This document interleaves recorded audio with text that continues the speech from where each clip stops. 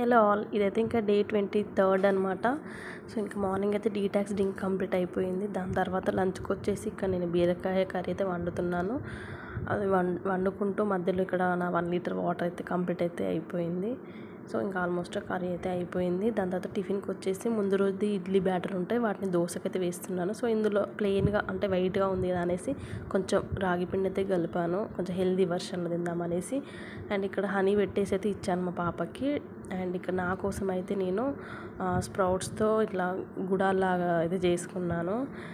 మా సైడ్ అయితే గుడాలే అంటాం మేము, అండ్ బొబ్బర్లతో చేసుకుంటాం చూడండి అదే. లంచ్కి వచ్చేసి ఇంకా రైస్, బీరకాయ కర్రీ, కొంచెం పెరుగు, ఇదే అనమాట లంచ్ ప్లేట్. ఇంకా డిన్నర్కి వచ్చేసి 2 చపాతీలు అండ్ బీరకాయ కర్రీ.